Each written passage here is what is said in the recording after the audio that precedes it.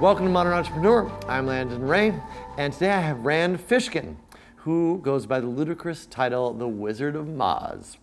He's the founder and former CEO of SEO software startup Mozs, host of the famous Whiteboard Friday, which I watched years and years ago, co-author of a pair of books on SEO, co-founder of inbound.org, and serves on the board of the presentation software firm Haiku Deck.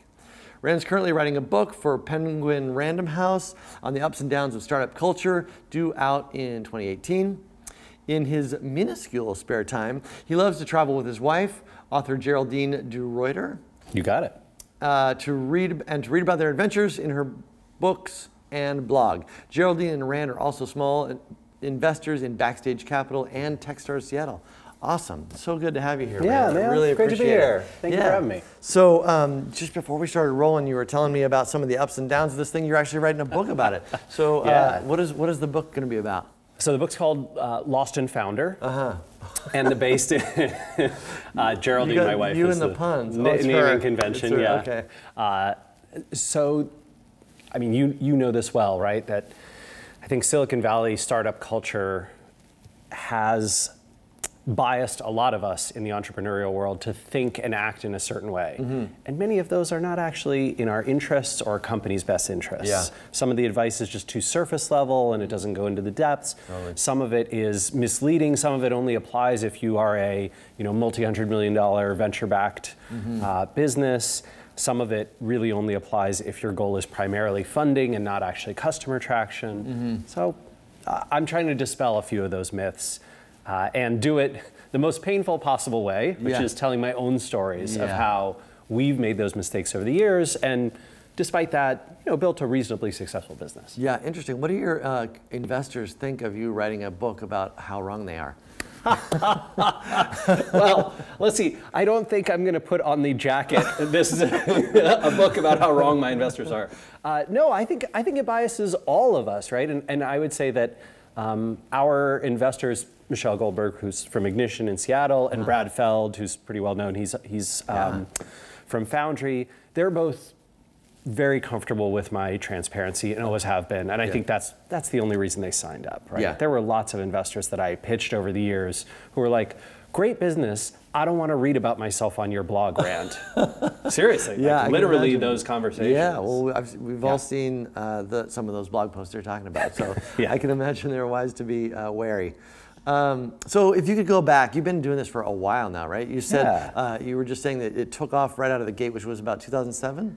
Yeah, so 07 is when we switched from being a consulting company to a software company. And for the first, for the next 7 years, so 07 into 2014, we did have very rapid growth. Yeah. And then growth has slowed the last 3.5 years, but Moz is still growing. It's profitable once again. But yeah, that rocket ship, I mean, you feel, it's an overwhelming feeling. It is crazy.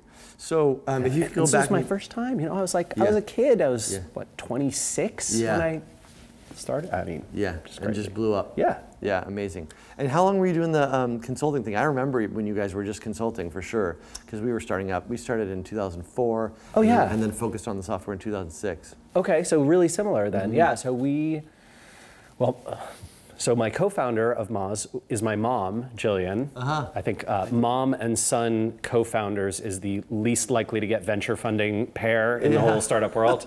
And so we started working together in 2001. I dropped out of college and I was like, hey mom, can I build websites for your marketing clients?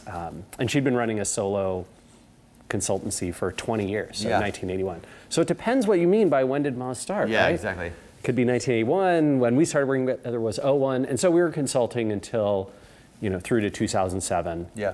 So had a few years of that, and I think that actually helped us a lot, right? Because we had felt the pain of our own problems, which I think many good entrepreneurs do, and so then we're like, oh, this is a problem. We need a solution to this. It can't just be this manual, frustrating, hard to figure out thing. Let's build some software that helps to automate and helps SEOs become more efficient. Yeah. So if you could go back and give that early guy, wherever you're thinking, like, 2007, 2001, a bit of advice from wise old now. Got the white hairs. Yeah. Yeah, you got your Obama gray that you earned through the served my 8 years. Yeah, served your 8 years. So what would that advice be? What would have made it easier, less painful, faster? Yeah.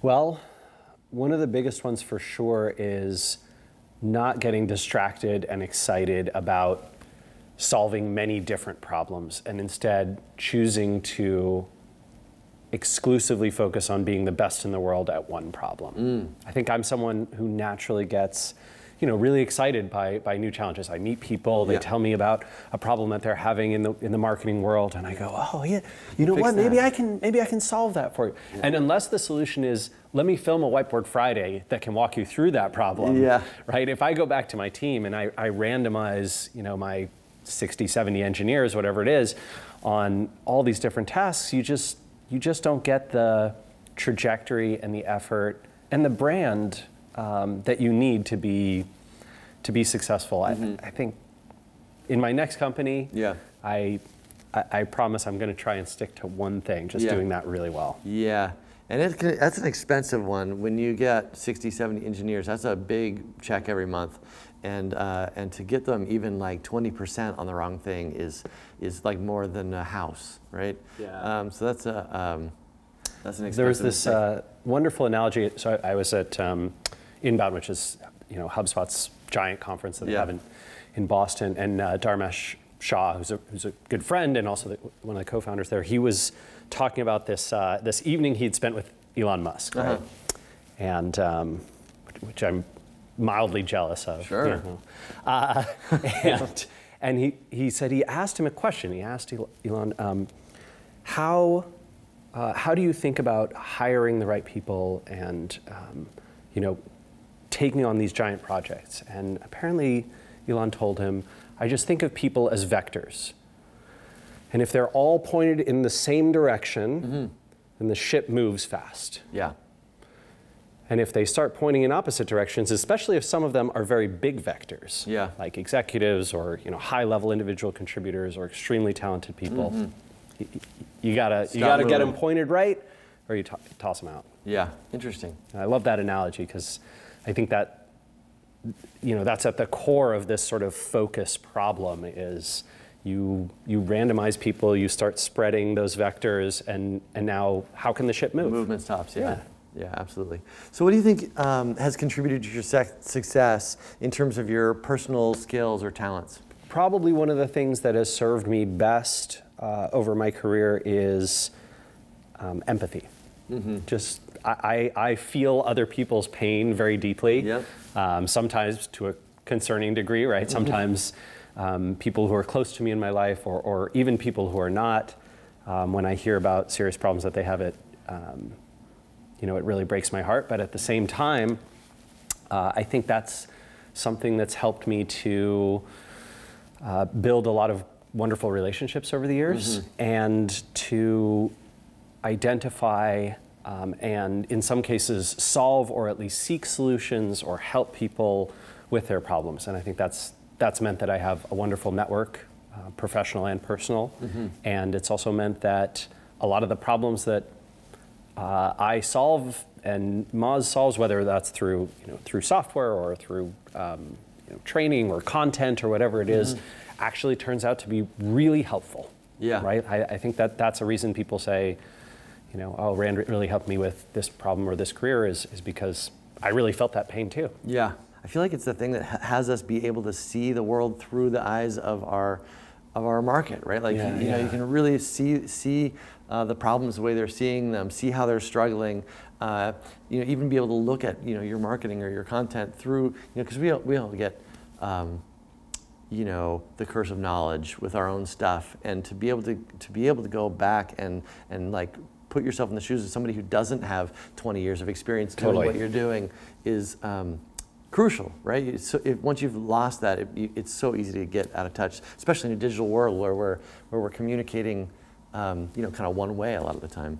Yeah, well, and I think for a lot of founders and CEOs, you may start out, you know, very empathetic and very humble, but over time, there is a dangerous seduction that power brings with it. And as your company starts, you know, making millions of dollars, and you know, you get invited to these events, and you everybody wants to talk to you. Yeah, right. You start to believe that you are somehow more worthy than other human beings, that you deserve something else, and that your opinion shouldn't be questioned anymore. And that is almost always where things fall apart. What is working well at Moz today? So tactically, as a software as a service business, I think one of the not so humble decisions that I made early on was I didn't want to have any friction or to force any sort of gateways for people to get into our software product. So, for example, most software as a service businesses, right? You get to a page, you're like, oh, this looks kind of interesting. And then what is a button? Like, take a demo or schedule a demo, talk to one of our sales associates, right? Or shoot, give me your credit card, submit. Well, give me your credit card. So the way we made it was you can try for free. If you like it, you can sign up with a credit card, and you don't have to schedule or talk to anybody.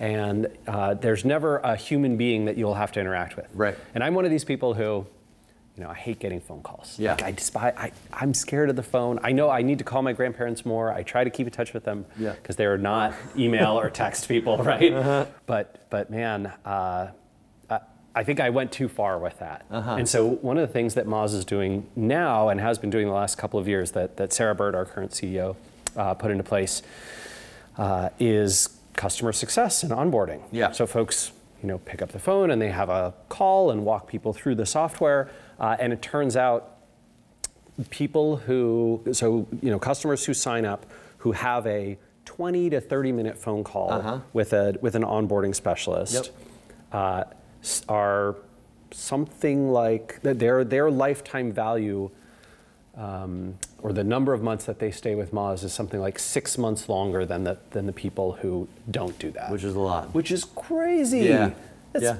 a 20-minute call, are you kidding me? That produces a 6-month average retention increase. It just blows my mind.